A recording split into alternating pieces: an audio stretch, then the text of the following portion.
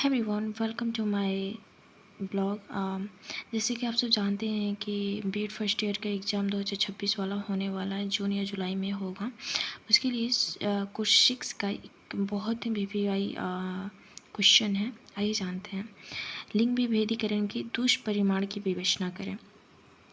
लिंग भेदभाव, सामाजिक फंदे का अत्याचार प्रत्येक पितृसत्तात्मक परिवार का यह सामान्य लक्षण है कि वहाँ की पुरुष प्रधानता होती है और नारी का अमूल्य होती है। भारतीय समाज में इसका रूप अत्यंत कठोर है। नारी का जन्म ही अपने में अभिशाप है। पुत्र मुक्तिदाता, बुढ़ापे का सहारा और घर की पूंजी है, जबकि पुत्री का जन्म दायित्व और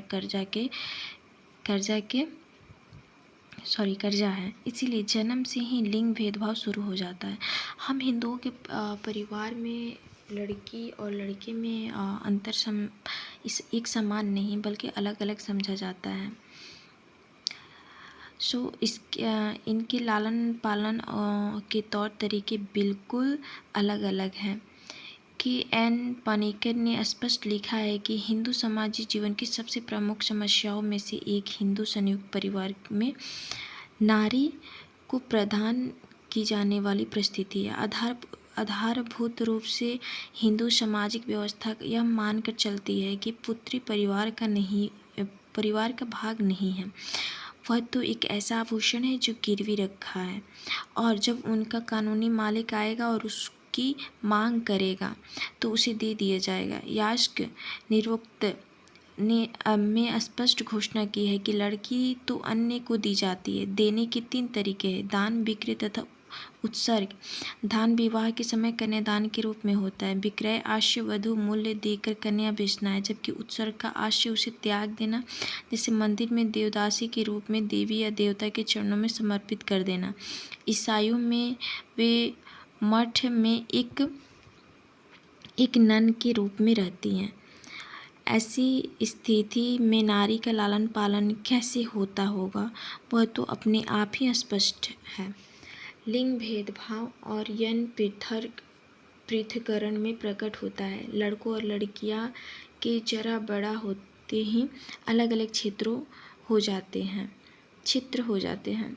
उनके खेल भी अलग और पढ़ाई विषय भी अलग, संस्कार भी अलग और जीवन की पूरी तैयारी ही अलग अलग होती है। लड़की को घर से बाहर जीव माना जाता है, उसे व्यावसायिक तैयारी करनी होती है और उसे जीवन की कठिन प्रतियोगिता के लिए तैयार किया जाता है। जबकि लड़की का जीवन उसके घर की 4 दीवारी है। वह रसोई, घर के रख रखाव व बच्चों के लालन पालन के लिए समाजीकृत की जाती है। उसे घर के कैद खाने का एक ऐसी कैदी बनाया जाता है जो आगे चलकर अपनी कैद को प्यार करने लगे और उसे इज्जत और सतीवत का लक्ष्य मान अपना जीवन यापन कर सके। घर की परिधि के बाहर वह नारी नहीं है, या तो वह वेश्या है या फिर देवी। नारी के लिए शारीरिक सुचिता सबसे बड़ा मूल्य है, जिसका अर्थ है विवाह से पहले कोई उसके शरीर को यौन की दृष्टि से स्पर्श न करे और विवाह के बाद मन, वचन और कर्म से वह पति के अतिरिक्त किसी अन्य का स्पर्श न होने दे। कुछ विद्वानों तो यहाँ तक कहते हैं कि भारतीय संस्कृति झिल्ली की संस्कृति है, जहाँ माँ बाप अपनी लड़की को उसके पति को अक्षत योनि सौंपना चाहते हैं तथा पति व उसके घर वाले को भी चिंता है कि वह अक्षत योनि थी या नहीं।